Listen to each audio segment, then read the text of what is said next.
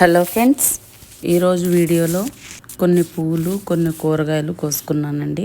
ఈ 2 డేస్ నుంచి videos పెట్టకపోవడానికి reason అండి, నాకు హెల్త్ చాలా బాగాలేదండి.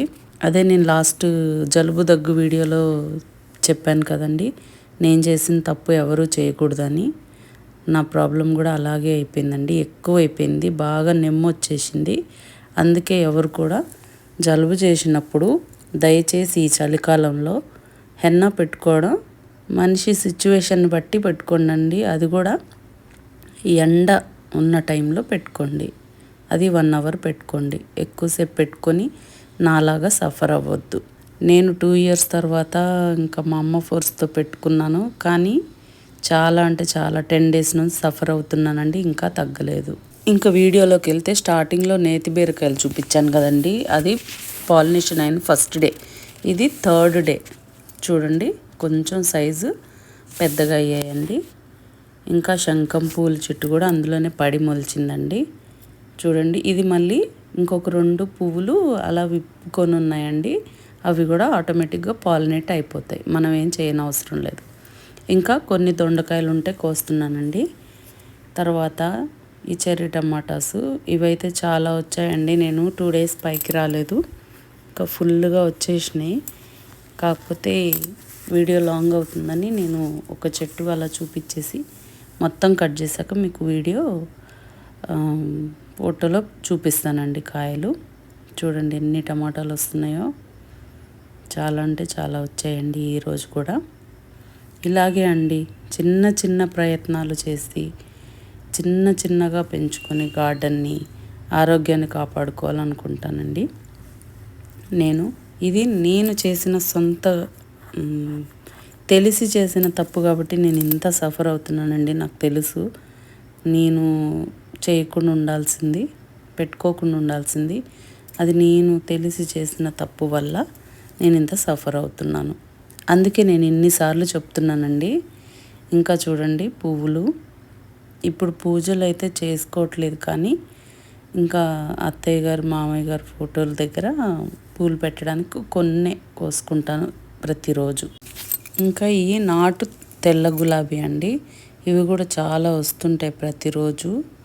అలా ఇది రెడ్ మందారం. ఇంకా లాస్ట్ టైము నర్సరీలోకి వెళ్ళినప్పుడు, నర్సరీ వీడియో చేసినప్పుడు 4 కలర్స్ చెట్టు ఒకటే దాంట్లో తెచ్చాను కదండి, అది నేను రిపోర్టింగ్ చేసి మళ్ళీ ఫస్ట్ పువ్వు అండి. ఇప్పుడు ఇదేమో పింక్, వైట్, అదేమో ఎల్లో, ఇలా 4 కలర్స్, ఒకటేమో గ్రీన్ ఉందండి. 4 కలర్లు చామంతి పూలు ఇవి. ఇంకా ఇక్కడికి వస్తే చూడండి, నల్ల రౌండ్ వంకాయ అండి, అది చూడండి అలా ఉంటుంది. పూత ఫుల్గా వచ్చింది, పిందెలు కూడా పడ్డాయి. ఇదొక అప్డేట్ అండి. ఇంకా చిక్కుడుకాయలండి, ఇవి తీగ చిక్కుళ్ళు చాలా వస్తున్నాయి. అంటే ఇప్పుడు సీజన్, ఇది మాన్సూన్ సీజన్లో ఫుల్గా కాస్తాయి. అలాగే చీడ కూడా ఫుల్గా వస్తుంది. కాకపోతే వాటికి బూడిద చల్లడమో, లేకపోతే పసుపు నీళ్ళు చల్లడమో, లేకపోతే ఆవు మూత్రం చల్లడమో, ఏదో ఒకటైతే చల్లడం తెలుసుకోవాలి. వాటికి ఉన్న చీడ పోవాలంటే ఏదో ఒకటి, 1 లీటర్కి 5 ml, అంతకన్నా ఎక్కువ వేయకూడదండి. ఇంకా నెక్స్ట్ వచ్చి కొండ మామిడి కాయలండి, చూడండి ఎన్ని వస్తున్నాయో. దీనికి కూడా చాలా వచ్చాయి. ఇప్పుడు ఈ కట్ చేశాను అనుకోండి, మళ్ళీ నెక్స్ట్ ఇంకా చాలా పూత స్టార్ట్ అవుతుంది. అంటే ఒక 10 డేస్లోనే మళ్ళీ పూత కాత స్టార్ట్ అవుతుంది.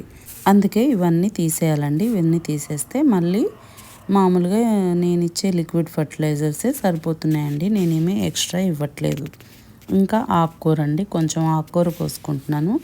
ఇది గ్రీన్ కాడల తీగ బచ్చలండి. దీన్ని కూడా మీరు చూస్తున్నారు, ఇప్పటికే 4 టైమ్స్ దాకా హార్వెస్ట్ చేశాను.